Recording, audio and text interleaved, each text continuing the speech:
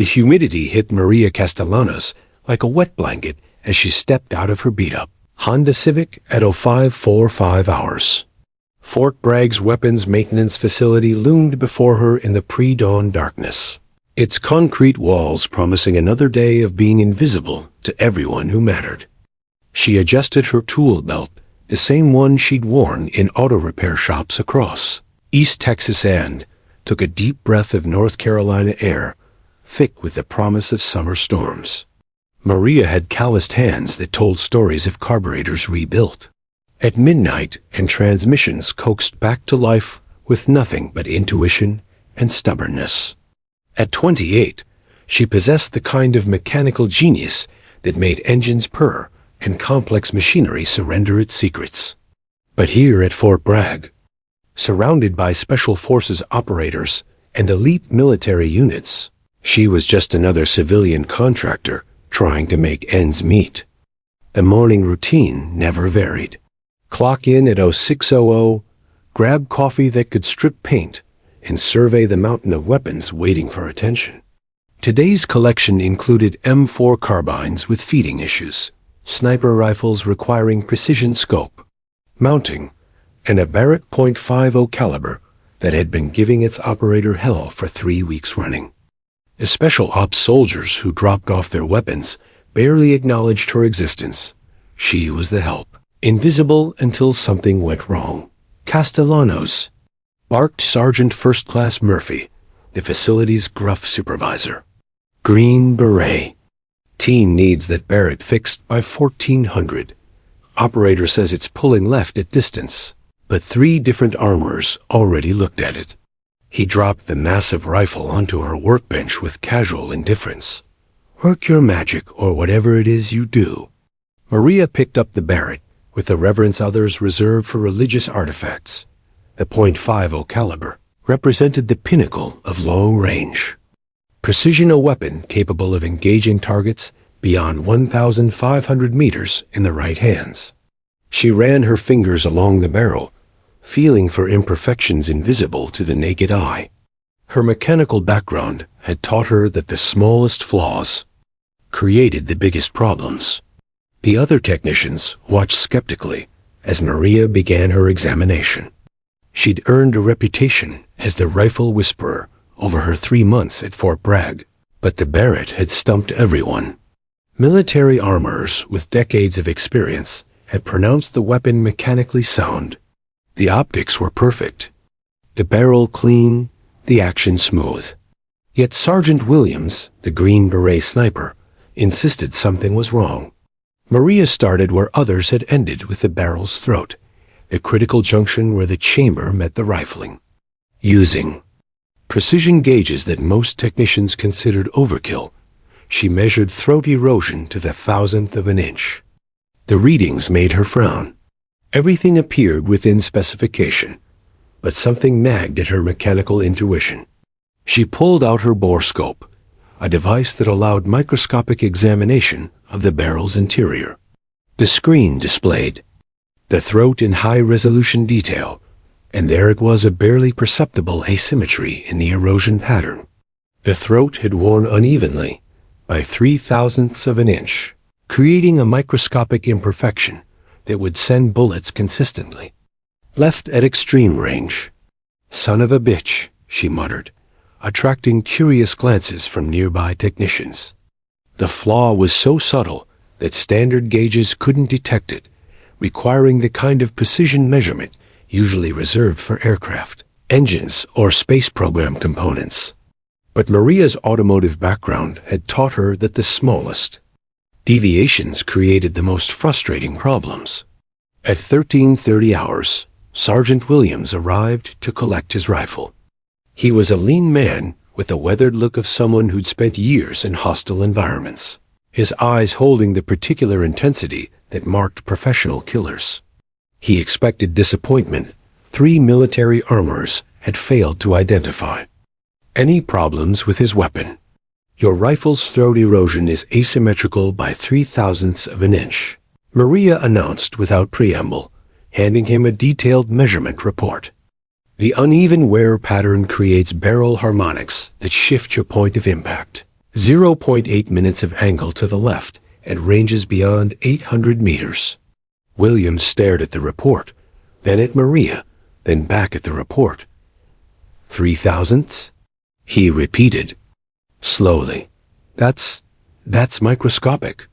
How did you even measure something that small? Maria shrugged, wiping gun oil from her fingers. Same way I diagnose a cylinder head that's warped by 0.002. Precision measurement and understanding how tiny flaws create big problems. She pulled out her borescope display, showing him the throat's asymmetry. See how the erosion pattern isn't uniform?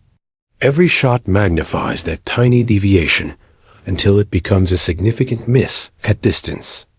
The sergeant studied the images with growing amazement. Nobody else even thought to look this closely. They all said the throat was within spec. Specifications are averages, Maria replied. But when you're shooting at extreme range, averages will get you killed. You need perfection, or at least an understanding of how imperfection affects performance. Williams shouldered his rifle, testing the feel. Can you fix it? Already did. Polished out the asymmetry and re-crowned the muzzle. Your point of impact should be dead center now, assuming you do your part. Maria's confidence wasn't arrogance. It was the quiet certainty of someone who understood machines at the molecular level. That evening, Maria drove home to their small apartment where Carlos waited in his wheelchair. Purple Heart displayed prominently on the mantel, beside photos from his Army Ranger days. The IED blast that had ended his career had also begun hers, forcing them to rebuild their lives around his disability payments and her newfound expertise. How was work? Carlos asked, noticing the satisfied expression his wife wore when she'd solved a particularly challenging problem. Fixed a Barrett that 3 military armorers couldn't diagnose, Maria replied, settling beside him with a ballistics manual she'd borrowed from the base library. Throat erosion asymmetry 0.003 of an inch off center. Carlos whistled softly. He understood precision from his sniper training, knew how microscopic flaws affected long-range accuracy. You're not just fixing guns anymore. He observed, watching his wife study trajectory calculations with the same intensity she once applied to engine diagnostics. You're understanding them better than the people who use them. Maria looked up from the manual, her eyes bright with possibility. I think you might be right. Outside, thunder rumbled in the distance, promising storms that would test every shooter's skill. But inside their small apartment, Maria Castellanos was discovering that her mechanical genius could unlock secrets that escaped even the military's most elite warriors. She just didn't know yet how dangerous that knowledge would become. 3 months at Fort Bragg had transformed Maria Castellanos from an unknown civilian contractor into something approaching a legend among the special operations community. Word of her diagnostic abilities spread through the units like classified intelligence whispered conversations in mess halls about the Texan mechanic who could identify weapon malfunctions that stumped master armorers. The morning after fixing Sergeant Williams Barrett, Maria arrived to find a line of elite operators waiting at her workbench. Delta Force, Green Berets, Navy SEALs men whose names appeared in classified after-action reports were now seeking out a civilian contractor for weapon services. They still treated her like skilled labor, but their respect had evolved from grudging acknowledgement to something approaching professional deference. Ma'am, said Captain Rodriguez, a weathered Special Forces officer with kind eyes and graying temples. My team's got a problem with our M110 SAS rifles. Inconsistent accuracy at distance. Some days they're perfect, other days they're all over the target. He set down 3 semi-automatic sniper rifles, each worth more than Maria's annual salary. Civilian armorers in Virginia couldn't figure it out. Our unit armorers are stumped. Maria examined the rifles with the systematic thoroughness that had become her trademark. The M110 semi-automatic sniper system represented cutting-edge military Technology precision rifles, capable of rapid follow-up shots at extended range. But precision meant nothing if the weapons couldn't maintain consistent accuracy. After 2 hours of meticulous examination, she discovered the culprit: microscopic variations in the gas system's pressure regulation. Temperature changes affected gas port dimensions by fractions of thousandths, altering the rifle's harmonics just enough to destroy long-range accuracy. The fix required custom gas regulators, machined to tolerances that exceeded military specifications. "I can solve this," Maria announced, "but it'll take 3 days and some parts that aren't in the standard supply system." She showed Rodriguez her calculations, explaining how atmospheric temperature affected gas pressure, which influenced barrel harmonics, which determined bullet placement at 800 meters. The captain studied her work with growing amazement. "You understand these systems better than the people who designed them." He leaned closer, lowering his voice. "Would you be interested in some unofficial consulting work? My team's deploying in 6 weeks, and we need every advantage we can get." Maria's pulse quickened. This was the opportunity she'd sensed building, a chance to move beyond maintenance into the realm of tactical applications. What kind of consulting? Ballistics analysis, environmental factor calculations, weapon optimization for specific mission profiles. Rodriguez glanced around the maintenance bay, ensuring their conversation remained private. Strictly off the books, but the compensation would be ... significant. That evening, Maria couldn't contain her excitement as she described the offer to Carlos. Their small apartment felt cramped suddenly, filled with possibilities that extended far beyond their current circumstances. Carlos listened with the careful attention of a man who understood how quickly opportunities could disappear. "It's a big step," he cautioned, though Maria could see the pride in his eyes. "Consulting work means responsibility. If their weapons fail downrange because of your modifications, they won't fail," Maria replied with quiet certainty. "I understand. These systems, Carlos, not just how they work, but why they work. I can make them better." The next morning, Maria began her double life. Officially, she remained a civilian contractor performing standard weapons maintenance. Unofficially, she started spending lunch breaks at the rifle range, using her maintenance access to function test the weapons she'd modified. Her cover story was plausible checking 0 after scope adjustments, verifying reliability after parts replacement, but the truth was more complex. Maria was learning to shoot. Her first attempts at 100 yards were adequate but uninspiring. Her mechanical background provided theoretical knowledge about ballistics, but translating that understanding into practical marksmanship required muscle memory that could only be developed through repetition. She studied the fundamentals with the same intensity she'd once applied to engine diagnostics breathing techniques: trigger control, natural point of aim, follow-through. The range became her laboratory. Each shot provided data about how theoretical ballistics translated into real-world performance. She discovered that her analytical mind, trained to diagnose mechanical problems through subtle symptoms, could read environmental conditions with unusual precision. Wind direction changes that escaped other shooters' notice registered clearly in her consciousness. By her third week of secret practice, something remarkable happened. Maria fired a 5-shot group at 300 yards that measured less than 2 inches performance. That would impress experienced marksmen. Her mechanical precision, applied to the human elements of shooting, was producing extraordinary results. "You're getting good at this," observed Master Sergeant Mike Chun during one of her range sessions. The base's senior marksmanship instructor had noticed her improvement with professional interest. "Your fundamentals are solid, and you're consistent, in ways that take most shooters years to develop." Maria felt heat rise in her cheeks.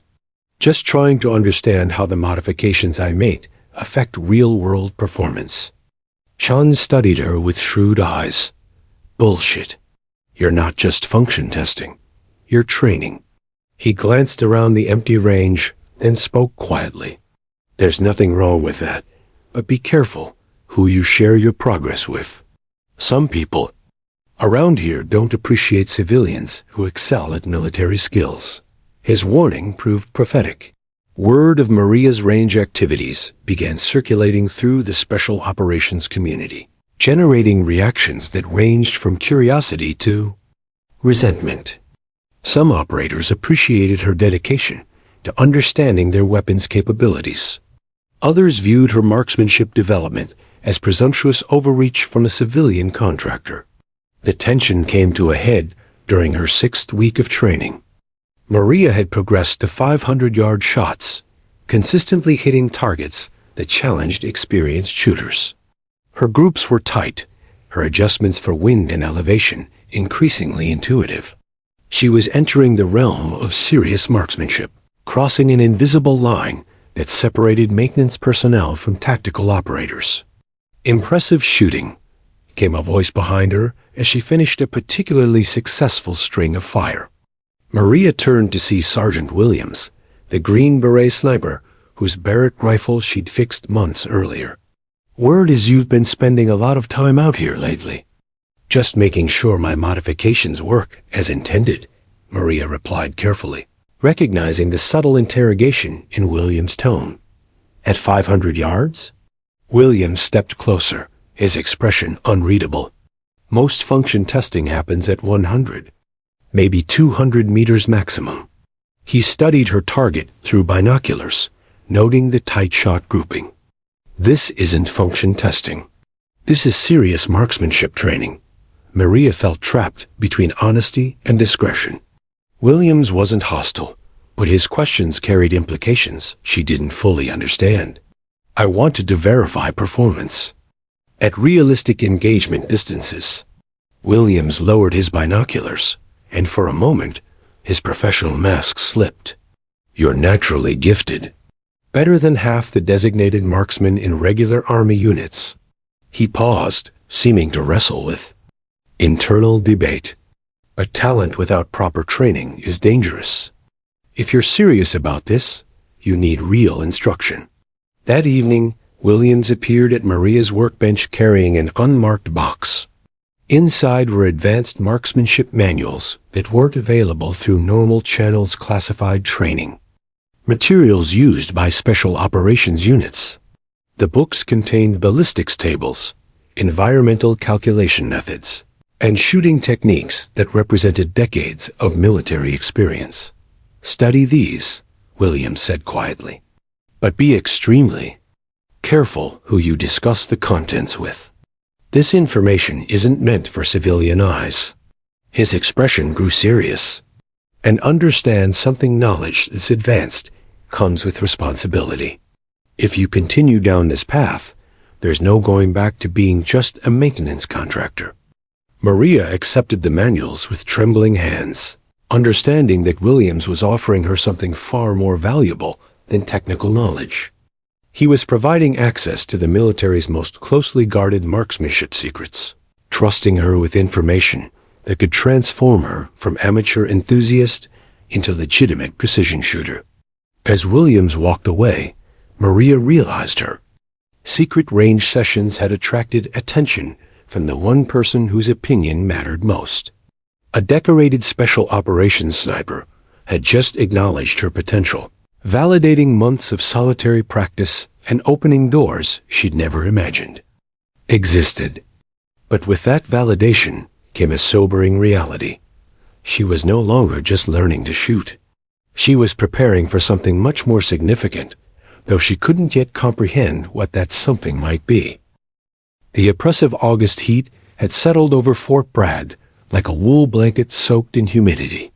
Maria wiped sweat from her forehead as she worked on a temperamental M24 sniper rifle, its wooden stock warped slightly from the North Carolina climate. She'd been studying Williams' classified manuals for 2 weeks, absorbing advanced ballistics theory during every spare moment. The knowledge was intoxicating formulas that explained why bullets behave differently in various atmospheric conditions. Techniques for reading wind patterns that most snipers learned through years of trial and error. Her secret range sessions had progressed to 700 yards, distances where environmental factors became exponentially more complex. Yesterday, she'd achieved something remarkable, a 5-shot group measuring 3.2 inches at that distance. Performance. That would qualify her for military marksmanship competitions if she were eligible to compete. But Maria remained careful to limit her training to off-peak hours, maintaining the fiction that she was merely function testing weapons after maintenance. The morning's routine shattered at 13:47 hours when Staff Sergeant Jake Morrison strutted into the maintenance facility like he owned not just the building, but the entire concept of military superiority. Morrison was Special Operations royalty, a decorated sniper with the 75th Ranger Regiment whose reputation preceded him into every room. At 32, he possessed the kind of easy confidence that came from consistent success in the world's most dangerous profession. His presence commanded immediate attention from everyone in the maintenance bay. Morrison had earned his legendary status through 47 confirmed kills, most at distances exceeding 1,200 meters. The man had eliminated enemy fighters across Afghanistan and Iraq with surgical precision, his name whispered in both admiration and fear throughout the special operations community. When Jake Morrison spoke about long-range shooting, even seasoned professionals listened. "I need this scope remounted," Morrison announced, dropping his custom Remington 700 onto Maria's workbench with casual authority. "Zero's been drifting in desert environments, and I've got a deployment in 3 weeks." The rifle was a work of art, a precision instrument, worth more than most people's cars, configured specifically for Morrison's shooting style and mission requirements. Maria examined the scope mounting system with her characteristic thoroughness. The Night Force optic was secured with high-end rings and bases, but she immediately identified the problem. Thermal expansion in the mounting hardware was introducing microscopic shifts during temperature changes. In desert environments, the metal's expansion would cause point-of-impact shifts that could mean the difference between mission success and catastrophic failure. "Your mounting system's introducing thermal drift," Maria observed while cleaning the scope rings with meticulous care. "The aluminum rings expand differently than the steel bases when temperatures fluctuate. You're probably seeing 0.6 minutes of angle shift between dawn and midday temperatures in desert conditions." Morrison had been casually chatting with his teammates, but Maria's technical assessment cut through their conversation like a blade. He turned to stare at her with undisguised skepticism, his expression shifting from professional courtesy to something approaching disdain. "Excuse me?" Morrison's voice carried the kind of authority that made privates tremble. "Did you just lecture me about thermal drift?" His teammates gathered closer, sensing entertainment in the making. "Let me explain something to you, sweetheart. I've been engaging targets at distances you couldn't even spot with binoculars since before you picked up your first wrench." Maria felt familiar heat rise in her cheeks, but she continued working methodically. "I'm just explaining what the measurements show. The mounting system's expansion coefficient." Morrison's laughter cut through her explanation like gunfire. The sound was harsh, dismissive, designed to humiliate. "Listen, darling, I appreciate that you can clean a rifle real pretty, but let's not pretend you understand ballistics." His voice rose, ensuring everyone in the facility could hear. "I've got confirmed kills at 1,400 meters. I've eliminated high-value targets in conditions that would make most people piss themselves. So maybe, just maybe, you should stick to what? Cleaning guns and changing oil, and leave the actual thinking to people who've actually pulled triggers in combat." The maintenance bay fell silent, except for the hum of fluorescent lights. Every eye focused on the confrontation, waiting to see how the civilian contractor would respond to being dressed down by Special Operations royalty. Maria's hands stilled on the rifle, her knuckles white as she processed Morrison's words. For 3 months, she'd endured casual dismissal, subtle condescension, and institutional sexism with quiet professionalism. She'd accepted her place in the military's rigid hierarchy, grateful for employment that paid her family's bills. But something in Morrison's tone, the deliberate cruelty, the performative humiliation, triggered a response that surprised even her. Maria looked up from the rifle, meeting Morrison's gaze with eyes that had gone ice cold. Her voice, when she spoke, carried a deadly calm that made several nearby technicians step back unconsciously. "You know what, Sergeant Morrison?" she said, quietly, her Texas accent thickening with controlled fury. "You're absolutely right. I'm just a civilian contractor who cleans rifles and changes oil. I've never been in combat, never had someone shooting back at me, never had to make life or death decisions under fire." She stood slowly, her movements deliberate and measured. "But maybe you should worry less about your impressive kill count, and more about whether you can actually back up all that mouth with something other than stories about the good old days." Morrison's smirk faltered as he realized this wasn't going to end with an apology and submission. The maintenance bay's atmosphere shifted from anticipatory entertainment to genuine tension. Maria had just challenged one of the military's most decorated snipers, crossing a line that civilian contractors weren't supposed to approach. "Are you seriously trying to question my abilities?" Morrison's voice carried genuine disbelief. "Lady, I've forgotten more about shooting than you'll ever learn." "Then prove it," Maria replied, her voice still deadly calm. "All I hear is talk. Big words about big shots from someone who seems more interested in impressing people than actually demonstrating competence." She gestured toward his rifle. "Your scope's losing 0 because you don't understand thermal dynamics. That's not a combat problem. That's a basic physics problem that any competent technician should recognize." The challenge hung in the superheated air, like cordite smoke from a rifle shot. Morrison's teammates exchanged glances, recognizing that their leader had been maneuvered into a position where backing down would damage his reputation as much as accepting the challenge. Maria had played the situation perfectly, using his own arrogance as a weapon against him. Morrison's expression hardened as he realized he'd been outmaneuvered by someone he'd dismissed as insignificant. His reputation for tactical brilliance didn't extend to verbal sparring with mechanically minded civilians who refused to be intimidated. "Fine," Morrison said finally, his voice carrying the cold promise of impending humiliation. "You want to play games with the grown-ups? Let's see how much you really know about shooting." He leaned closer, his voice dropping to a whisper that somehow carried more menace than shouting. 1,000 meters. Tomorrow morning, 0800 hours.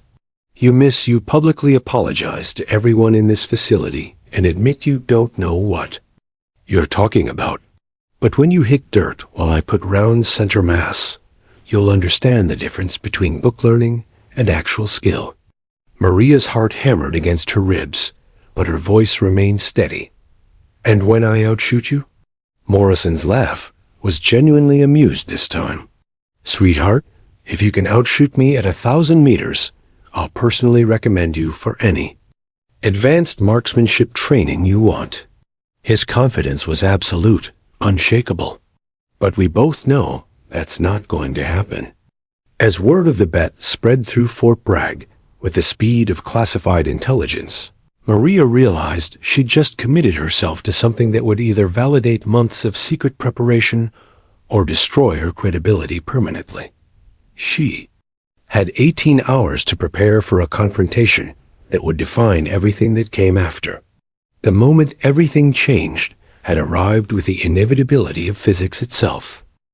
Word of the Morrison-Castellano shooting match spread through Fort Bragg with the velocity of a .50 caliber round. By 1600 hours, less than 3 hours after the confrontation, the bet had become the most discussed topic in every mess hall, barracks, and briefing room on base. Soldiers who'd never heard Maria's name were suddenly experts on the upcoming competition, and the consensus was unanimous.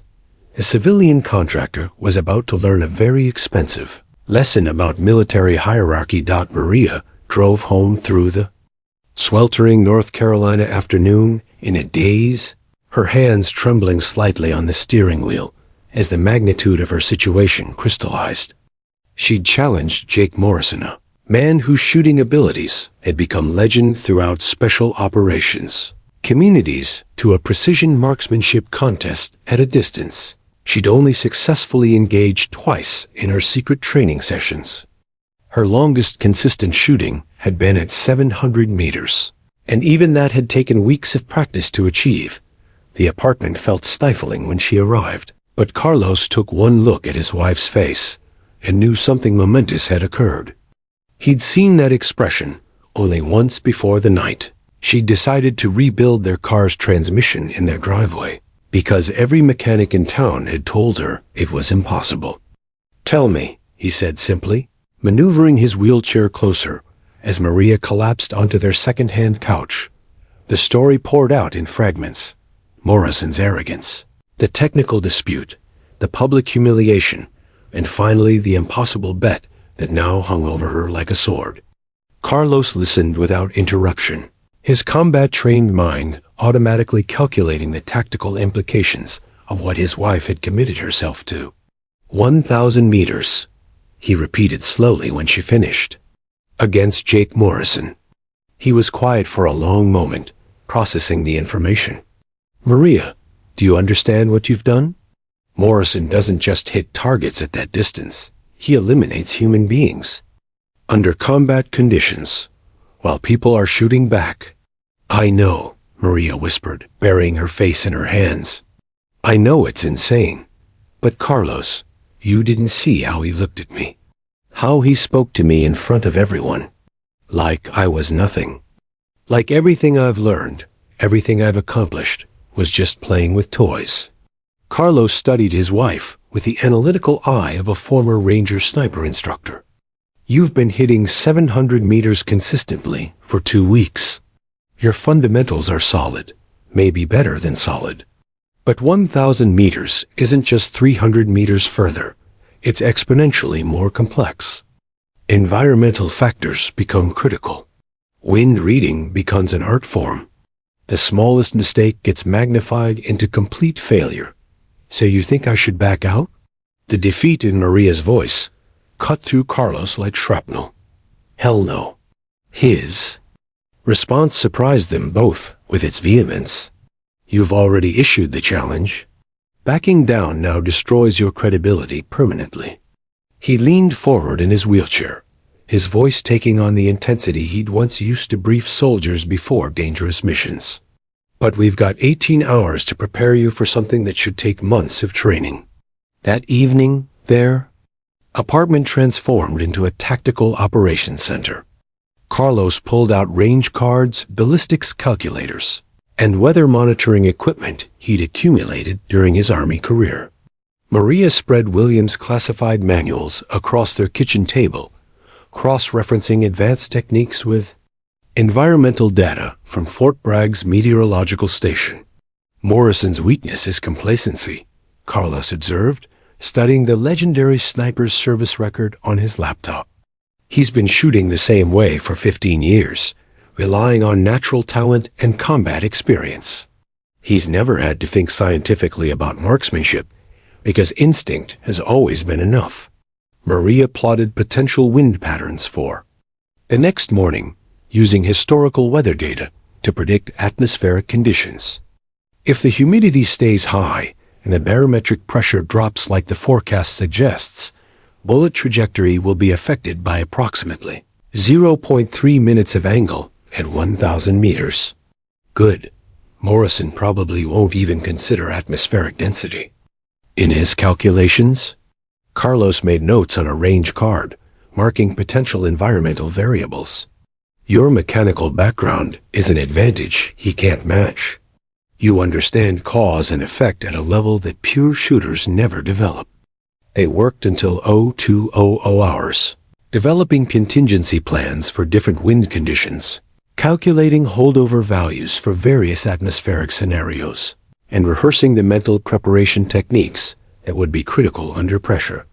Maria practiced dry firing sequences until muscle memory replaced conscious thought, her breathing patterns becoming automatic responses to stress. Sleep proved elusive. Maria lay awake, listening to Carlos's steady breathing, her mind cycling through ballistics calculations and worst-case scenarios.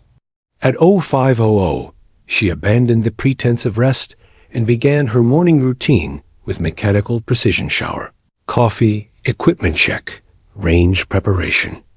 Each action felt ritualistic, preparing her for something that transcended simple marksmanship competition. Carlos was already awake when she emerged from the bathroom, dressed in his old Army combat uniform from their closet. "If you're going to represent our family against Special Operations royalty," he explained, "you need someone in your corner who understands the stakes." They arrived at Fort Bragg as dawn broke over the pine forests, the humidity already building toward another scorching day. The 1,000-meter range was typically deserted at this hour, but today it buzzed with activity.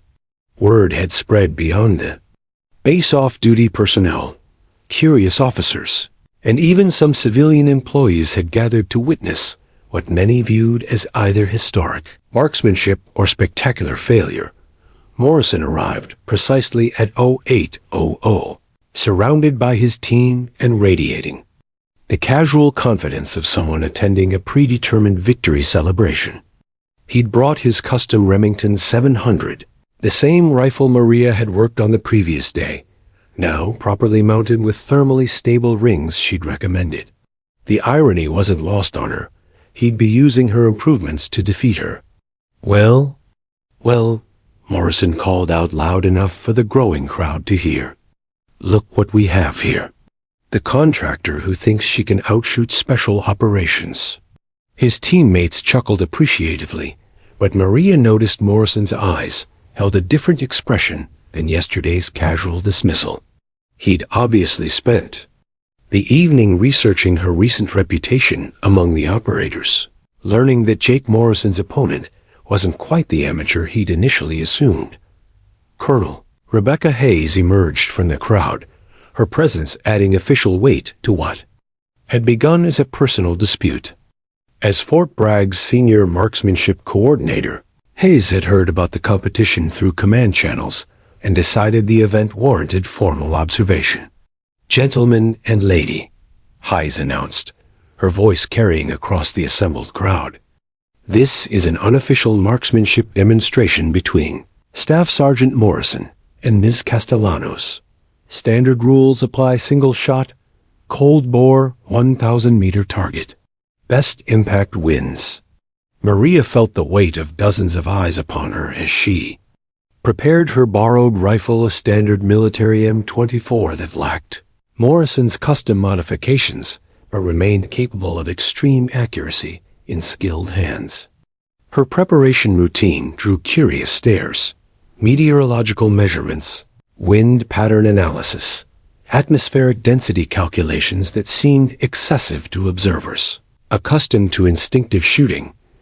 Morrison watched her preparations with growing interest, realizing that his opponent approached marksmanship with scientific methodology that challenged his experience-based assumptions. For the first time since issuing the challenge, he felt a flicker of uncertainty about the outcome. "Ladies first," Morrison called out with forced casualness, gesturing toward the firing line.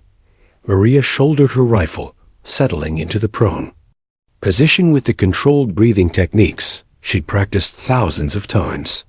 Through her scope, the 1,000-meter target appeared impossibly small, a speck of white against the North Carolina pine forest background. She made final adjustments for wind and elevation, her calculations accounting for every environmental variable she could measure. The crowd fell silent as Maria's finger found the trigger. Everything she'd worked for: her reputation, her future opportunities, her family's financial stability, balanced on the next few seconds. Physics, preparation, and months of secret training converged into a single moment that would define everything that came after. She exhaled slowly, finding that perfect stillness between heartbeats, and made her choice. The crack of Maria's rifle split the morning air like thunder. Through the spotting scope, Master Sergeant Chun watched the bullet's trajectory for what felt like an eternity. 3.2 seconds of flight time that contained a lifetime of preparation and hope. When the impact registered, the silence stretched so long that even the North Carolina cicadas seemed to pause in anticipation. Impact, Chun called finally, his voice carrying across the hushed crowd. 4.7 inches from center. A collective exhale rippled through the assembled soldiers. Maria's shot was respectable, better than many active-duty marksmen could achieve, but it fell short of the precision required to challenge Morrison's legendary accuracy. She'd proven she could shoot, but not that she could win. Morrison approached the firing line with renewed confidence, his earlier uncertainty evaporating like morning mist. He settled behind his custom Remington with the fluid grace of someone who'd performed this ritual hundreds of times in far more dangerous circumstances. His preparation took 90 seconds, a quick wind assessment, minor scope adjustment, and the kind of instinctive calculations that came from 15 years of combat shooting. The shot rang out clean and sharp. Morrison's bullet found its mark 2.1 inches from center, a display of precision that drew appreciative murmurs from the crowd. He stood with casual satisfaction, already mentally composing the gracious but pointed speech he'd deliver after Maria's inevitable public apology. "Well fought," Morrison called out, extending his hand in seemingly magnanimous victory. "You shoot better than most infantry. I'll give you that. But sometimes experience trumps enthusiasm." But Maria wasn't listening to Morrison's premature victory declaration. Her analytical mind was processing data from the morning's performance, identifying variables that could be adjusted, patterns that could be exploited. The defeat stung, but it also provided crucial intelligence about her own capabilities and limitations under pressure. Colonel Hayes approached as the crowd began to disperse. "Impressive shooting for someone without formal training," she said quietly to Maria. "That was only your first attempt at 1,000 meters under competition conditions. Most snipers need months to achieve that level of consistency." "It wasn't good enough," Maria replied, her voice tight with frustration. "No, it wasn't," Hayes agreed bluntly. "But it was a beginning." She glanced around to ensure their conversation remained private. "I'm offering you something unprecedented, a chance to attempt the military's most challenging marksmanship qualification. The 2,400-meter shot that only 11 active-duty snipers have ever achieved." Maria's pulse quickened. "Why?" "Because this morning proved you have something rarer than natural talent. You have the analytical intelligence and mechanical precision that extreme range marksmanship demands." Hayes's expression grew serious. "The offer comes with conditions. Complete secrecy until the attempt. Intensive training with our best instructors. And if you fail, you return to maintenance duties permanently with no further discussions about tactical applications." The proposal was simultaneously terrifying and irresistible. Maria had just failed publicly at 1,000 meters, yet Hayes was offering her a chance at something exponentially more difficult. When would the attempt be? 6 weeks. Enough time to develop the skills you'll need, but not long enough for doubts to undermine your confidence. Hayes handed Maria a classified training manual. "Report to Range 7 tomorrow at 05:00 hours. Tell no one about this conversation."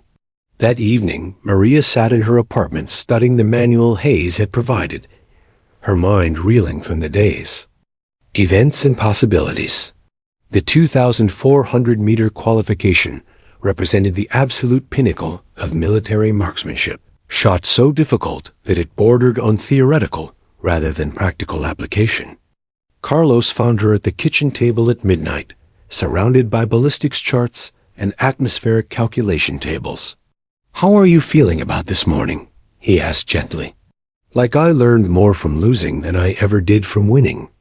Maria replied without looking up from her calculations.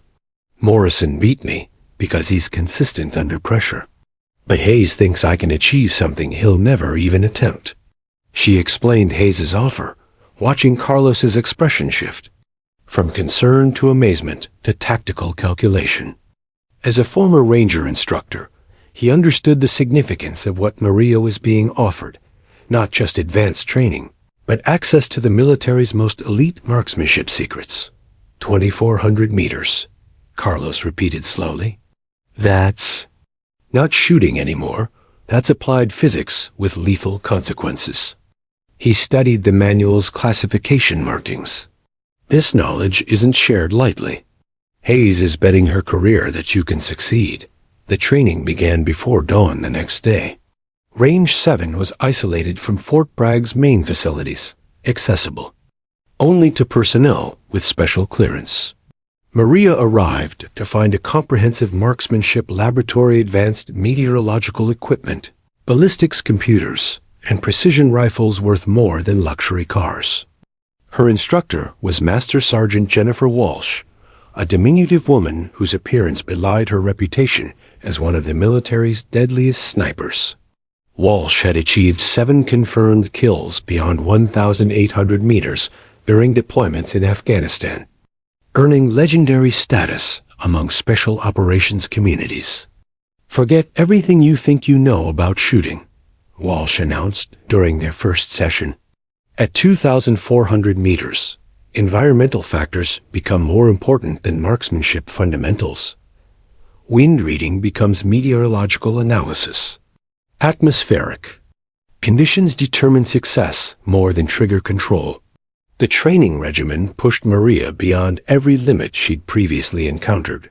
She studied advanced meteorology, learning to predict wind patterns hours in advance. She memorized ballistic coefficients for different ammunition types under varying atmospheric conditions. Most importantly, she learned to think like a physicist rather than a shooter, treating each shot as a complex equation with dozens of variables. Morrison, humbled by witnessing Maria's dedication during their few encounters, became an unexpected ally. "I've been watching your training," he admitted during a chance meeting at the maintenance facility. "What you're attempting is beyond anything I've ever considered. My shooting relies on instinct developed over years of combat. Your approach is revolutionary pure science applied to an art form." Their previous antagonism transformed into mutual respect as Morrison began incorporating Maria's analytical methods into his own shooting. He discovered that systematic environmental analysis could improve even his considerable abilities. Wow. Maria gained confidence from his combat-tested experience. The partnership yielded breakthroughs that impressed even Master Sergeant Walsh. Maria's mechanical background, combined with Morrison's tactical knowledge, created techniques that challenged conventional sniper doctrine. She learned to read atmospheric density like diagnostic codes, translating humidity and barometric pressure into precise firing solutions. As the weeks progressed, Maria's abilities evolved beyond her wildest expectations.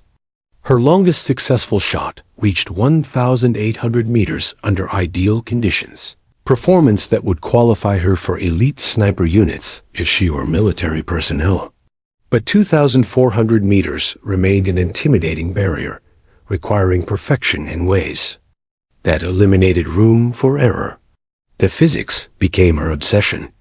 She calculated trajectories on restaurant napkins, studied weather patterns during family dinners, and developed an intuitive understanding of how microscopic environmental changes affected bullet flight.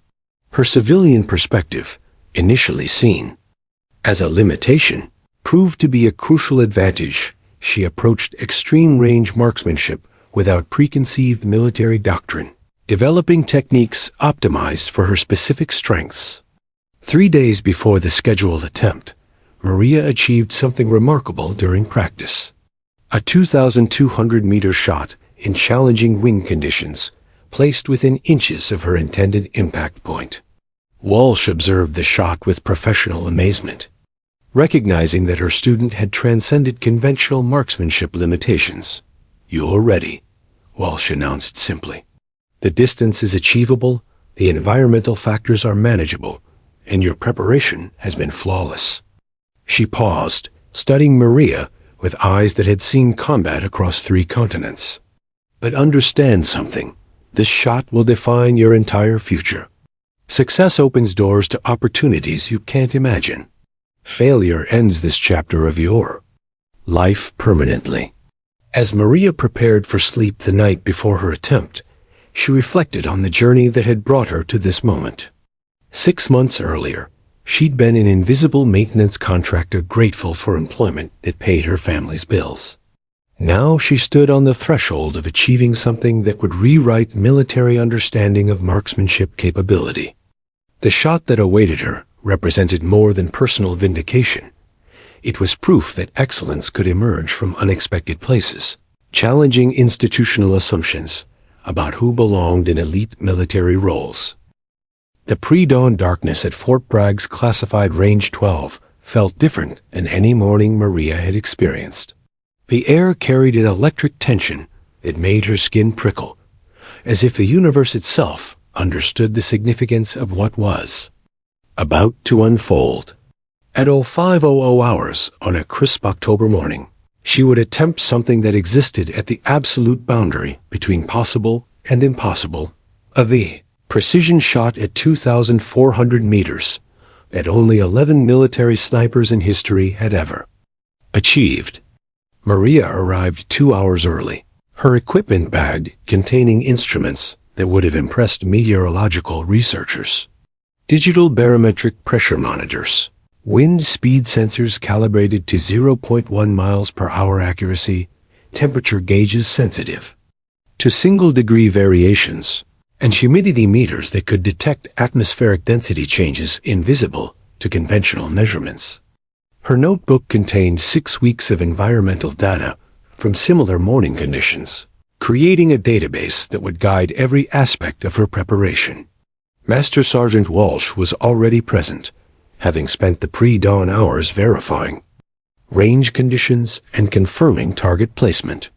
The 2,400-meter target appeared microscopic even through high-powered spotting scopes, a white square roughly the size of a dinner plate at a distance where atmospheric distortion made precise observation nearly impossible.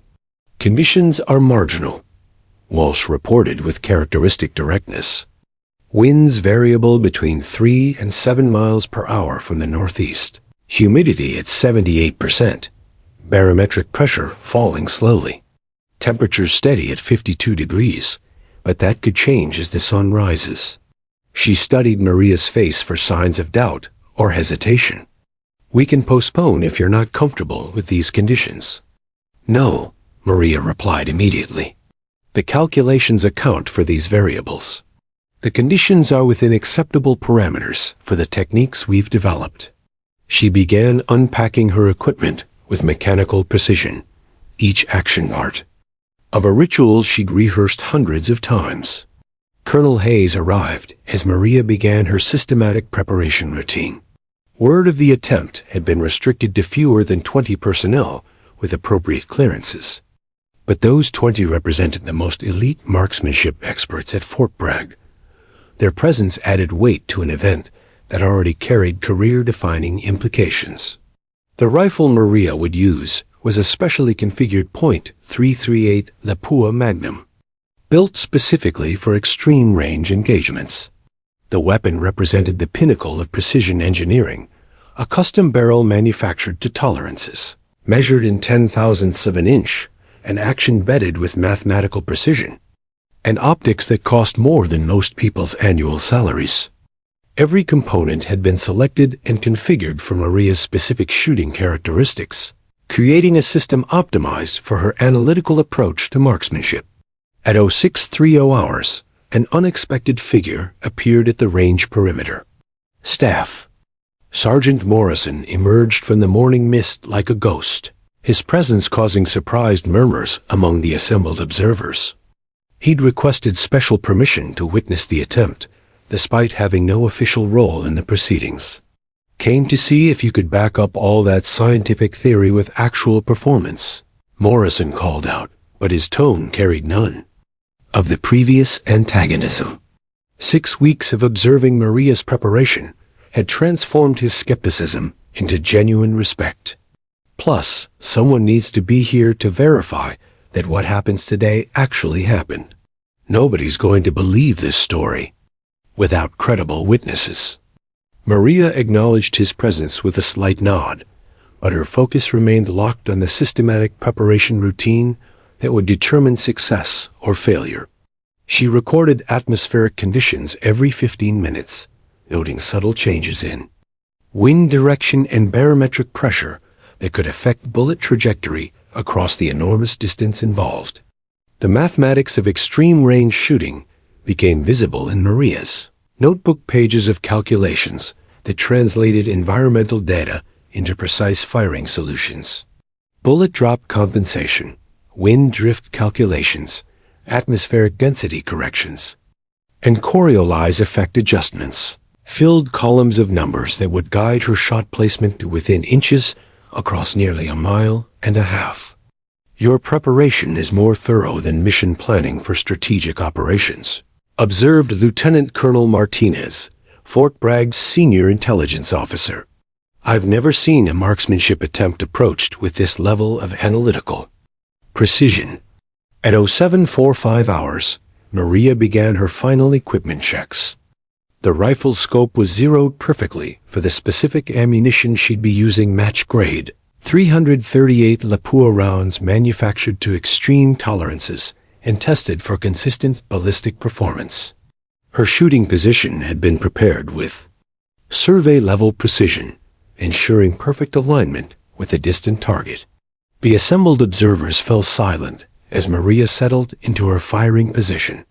Through her scope, the target remained barely visible, a speck of white against the North Carolina landscape that seemed to shimmer and dance in the atmospheric distortion created by temperature variations across the enormous distance. Her breathing controlled to surgical precision, Maria began the final sequence of calculations that would determine bullet placement.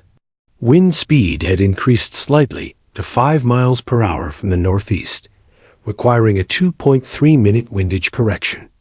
Atmospheric pressure had dropped another 0.02 inches of mercury, affecting bullet trajectory by approximately 0.4 minutes of angle. Temperature remained stable, but humidity was rising with the approaching sunrise. Range is 2,400 meters confirmed, called Master Sergeant Chun through the spotting scope. Target is clearly visible. Conditions are steady. Maria made her final scope adjustments, turning the elevation turret with movements measured in fractions of minutes of angle. The windage correction required precise calculation. Too little, and the bullet would drift wide. Too much, and she'd overcorrect into the opposite miss. At this distance, errors that would be insignificant at conventional ranges became catastrophic failures. The silence stretched across Range 12 like a held breath. Maria found her natural respiratory pause, that moment between exhale and inhale, where her body achieved perfect stillness. Her finger found the trigger's second stage, applying pressure with the consistency she developed through thousands of practice repetitions. The world narrowed to the crosshairs, centered on an almost invisible target, the mathematical certainty of her calculations, and the absolute trust she'd developed in 6 weeks of preparation that had transformed her from maintenance contractor into precision shooting scientist. Time seemed to suspend itself as Maria made the final decision that would define everything that followed. The trigger broke with crystalline clarity, releasing a bullet that would travel for nearly 4 seconds before determining whether 6 months of dedication had been enough to achieve the impossible. Through the spotting scopes, experienced marksmen watched the bullet's trajectory with professional fascination, understanding they were witnessing either the birth of a legend or the end of an extraordinary dream. The mathematics were sound. The preparation had been flawless. But physics and human performance would ultimately determine whether Maria Castellanos had just made military history or proven that some barriers exist to be respected rather than conquered. The bullet flew through the North Carolina morning air, carrying with it the hopes, dreams, and scientific precision of a woman who had dared to challenge every assumption about where excellence could be found. The impact registered on the spotting scopes with devastating clarity. Master Sergeant Chun's voice cut through the morning air with professional precision. Impact confirmed. Center mass, 2.7 inches from point of aim. The silence that followed stretched for heartbeats before erupting into a cacophony of disbelief, admiration, and the sound of military history being rewritten in real time. Maria remained motionless behind her rifle for several seconds, her analytical mind processing what had just occurred. 6 weeks of preparation, thousands of calculations, and months of secret training had culminated in 3.8 seconds of perfect physics. She had achieved something that existed at the absolute pinnacle of human marksmanship capability, a precision shot that only 11 active-duty military snipers had ever accomplished. Colonel Hayes approached the firing line with an expression that mixed professional amazement with strategic calculation. "Outstanding performance, Miss Castellanos," she said formally, but her voice carried undertones that suggested this achievement would have consequences extending far beyond personal vindication. "You've just demonstrated capabilities that will interest people at the highest levels of military command."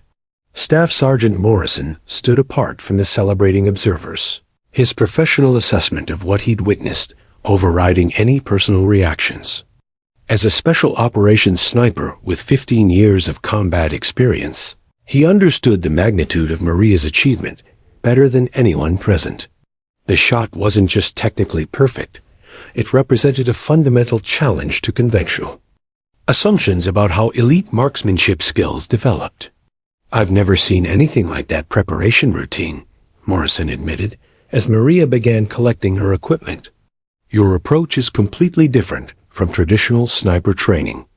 More scientific, more systematic. You turned extreme range shooting into an engineering problem and solved it with mathematical precision." The praise felt surreal after months of dismissal and condescension. Maria had proven that analytical intelligence, combined with mechanical precision and systematic preparation, could achieve results that challenged natural talent and combat experience. But even as she savored the moment of validation, she sensed that her life had just changed in ways she couldn't yet comprehend. 3 days later, Maria received orders that confirmed her intuition. "Report to the Pentagon, Building 2E4754. A classified briefing with officials whose names appeared on organizational charts, marked confidential." The summons carried implications that extended far beyond Fort Bragg's training ranges, suggesting her marksmanship demonstration had attracted attention from the highest levels of military leadership. The Pentagon meeting exceeded even Maria's elevated expectations. The conference room contained personnel from Special Operations Commands, Advanced Weapons Development Programs, and Strategic Planning Departments. Her 2,400-meter shot had been analyzed frame by frame, her preparation methods studied by ballistics experts, and her background investigated by intelligence professionals. "Ms. Castellanos," began General Patricia Hawkins, whose 3 stars and Special Operations Command insignia indicated authority over America's most elite military units. "Your recent performance has generated considerable interest within the defense establishment. We're prepared to offer you opportunities that would utilize your unique capabilities in ways that serve national security interests." The offer was extraordinary. Direct commissioning as a military officer with immediate assignment to advanced marksmanship development programs. She would work with weapons manufacturers to develop next-generation precision systems, train elite snipers in scientific shooting methods, and participate in classified operations that required her specific analytical approach to extreme range engagements. The position comes with significant responsibilities, General Hawkins continued. You'd be pioneering entirely new approaches to precision marksmanship, working with classified weapon systems, and training personnel for missions that exist at the edge of technical possibility. Her expression grew serious. The work would be demanding, dangerous, and absolutely critical to maintaining American tactical superiority. Maria felt the weight of the moment settling around her like a physical presence. 6 months earlier, she'd been a civilian contractor grateful for employment that paid her family's bills. Now the Pentagon was offering her a chance to revolutionize how America's military approached precision shooting, treating her analytical methods as strategic assets worth developing at the highest levels. That evening, she sat with Carlos in their apartment, the Pentagon's formal offer spread across their kitchen table like classified intelligence documents. The opportunity represented everything she'd never dared to dream: professional recognition, financial security, and the chance to prove that excellence could emerge from the most unexpected places. It's everything you've worked toward, Carlos observed, studying the documents with his former intelligence analyst's eye for detail. Direct commission to captain, assignment to Special Operations Command, classified work that would utilize every aspect of your mechanical and marksmanship abilities. He paused, recognizing the magnitude of the decision his wife faced.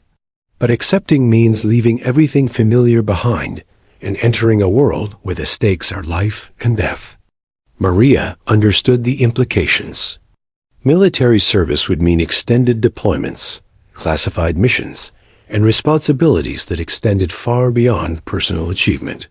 But it also represented the chance to transform her analytical approach to marksmanship into doctrine that could save American lives and maintain tactical superiority in an increasingly dangerous world.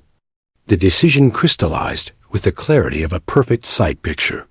"I'm accepting the commission," she announced, her voice carrying the same quiet certainty that had characterized her approach to every challenge she'd faced. "This is bigger than personal vindication or career advancement. They're offering me the chance to prove that systematic preparation and scientific analysis can revolutionize how America fights." 2 months later, Captain Maria Castellanos reported to the Special Operations Training Center at Fort Bragg, her new uniform bearing insignia that identified her as a precision marksmanship specialist with clearances that opened doors to America's most classified weapons programs. Her first assignment involved developing training protocols for a new generation of snipers who would combine traditional fieldcraft with scientific methodology. Staff Sergeant Morrison, now one of her first students, struggled to adapt his instinctive shooting style to Maria's systematic approach. "This is harder than combat," he admitted during a training session focused on environmental analysis techniques. "You're asking me to think mathematically about something I've always done by feel." "Combat instincts kept you alive," Maria replied patiently, "but scientific precision will make you more effective than pure experience ever could." She showed him atmospheric density calculations that could improve his accuracy by measurable percentages. "We're not replacing your combat experience. We're enhancing it with tools that eliminate guesswork." The training program Maria developed challenged every assumption about how elite marksmanship skills should be taught. Traditional sniper schools emphasized camouflage, fieldcraft, and instinctive shooting techniques developed through repetition. Maria's program treated precision shooting as applied physics, teaching students to analyze environmental conditions with scientific methodology and calculate firing solutions with mathematical precision. Her methods produced results that amazed even skeptical instructors. Students achieved consistent accuracy at distances that had previously required years of experience to master. More importantly, they understood the scientific principles underlying their performance. enabling them to adapt to environmental conditions that would have challenged traditionally trained snipers. As her reputation grew within special operations communities, Maria realized she had achieved something more significant than personal success. She had proven that analytical intelligence, properly applied, could revolutionize military effectiveness in ways that challenged institutional assumptions about where excellence originated and how it should be developed. 18 months after her historic 2,400-meter achievement, Captain Maria Castellanos stood at the edge of impossibility once again. The classified range at Quantico stretched before her in the pre-dawn darkness, its 3,600-meter distance markers disappearing into the Virginia landscape like breadcrumbs, leading to a fairy tale's most dangerous chapter. At this distance, she wasn't just challenging the limits of human marksmanship. She was attempting something that existed in the theoretical realm, where physics met pure audacity. The shot had been proposed by the Pentagon's Advanced Weapons Development Division as the ultimate test of Maria's scientific shooting methodology. Military strategists wanted to understand the absolute limits of precision engagement capabilities, and Maria's systematic approach represented their best chance of achieving something that bordered on science fiction rather than tactical reality. Atmospheric conditions are about as perfect as we're going to get, reported Dr. Sarah Mitchell, the meteorological specialist whose Ph.D. in atmospheric physics had made her an essential part of Maria's support team. Wind is steady at 4 miles per hour from the southeast, humidity at 62%, barometric pressure stable at 30.15 inches. Temperature is 48 degrees and holding steady.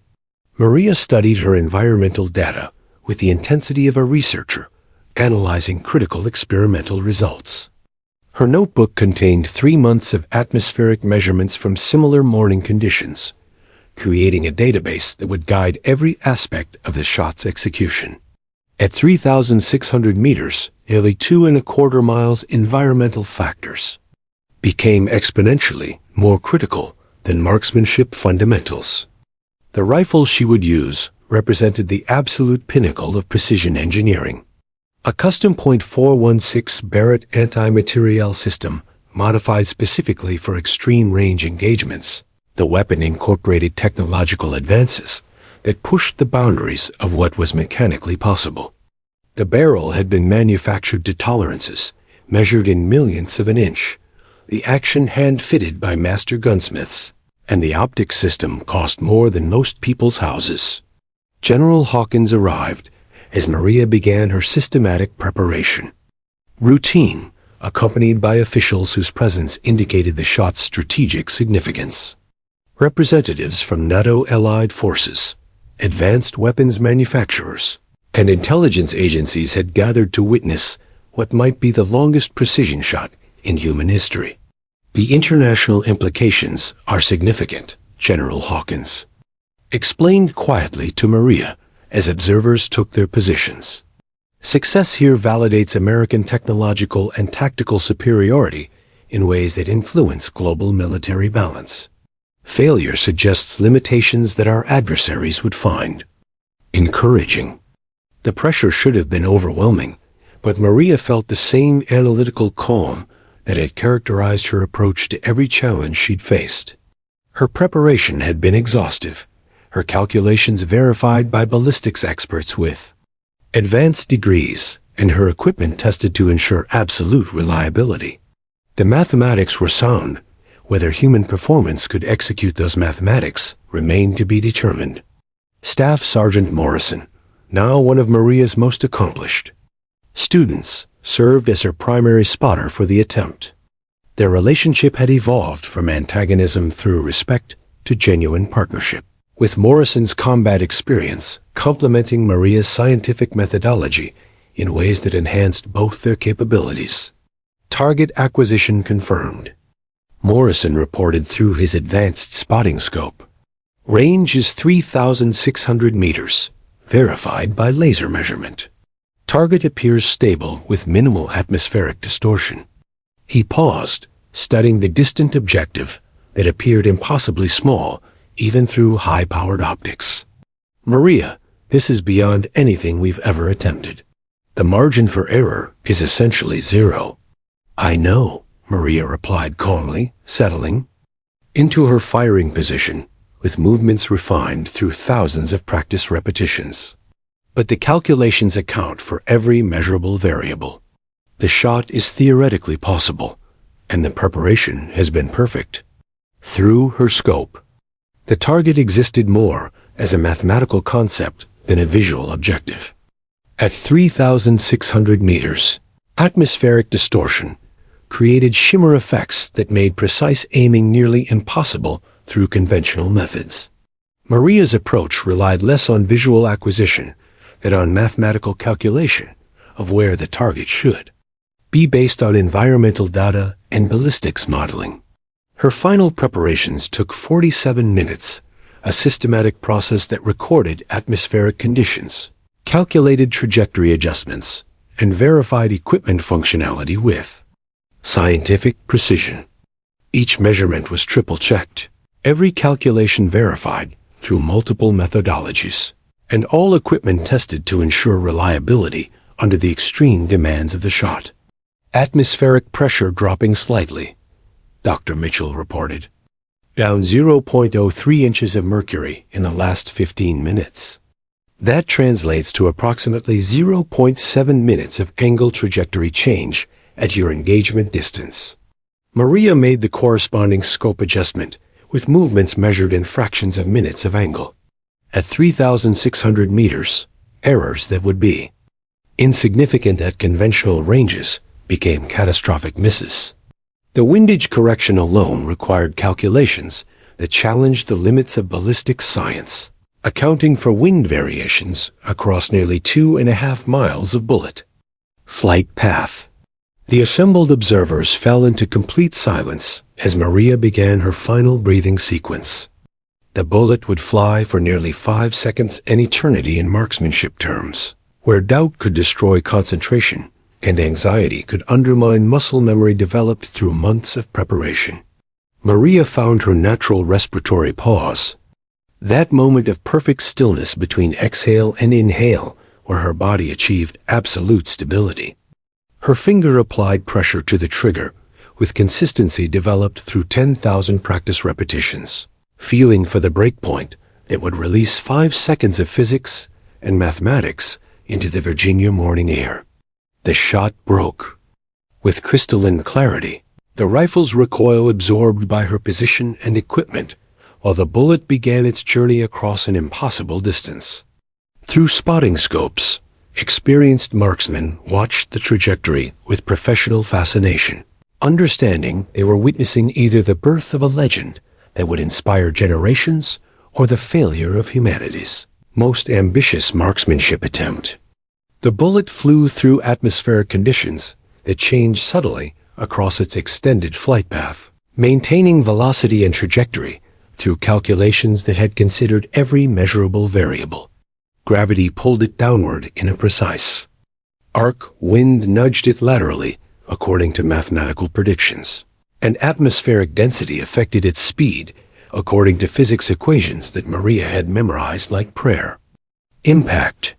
Morrison's voice exploded through the silence after 5 seconds that felt like hours. Center mass.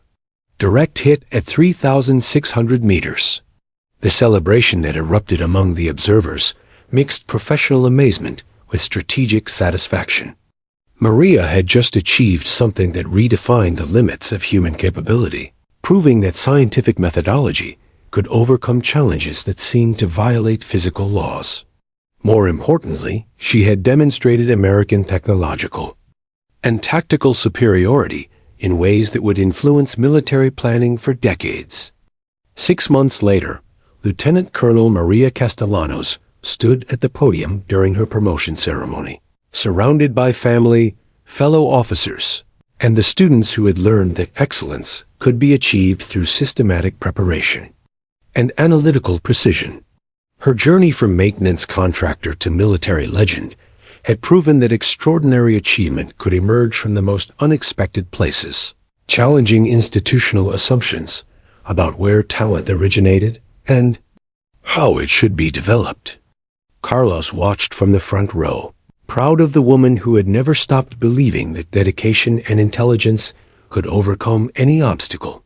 Their story had become military legend, but more importantly, it had opened doors for others who possessed unconventional backgrounds and non-traditional approaches to military excellence.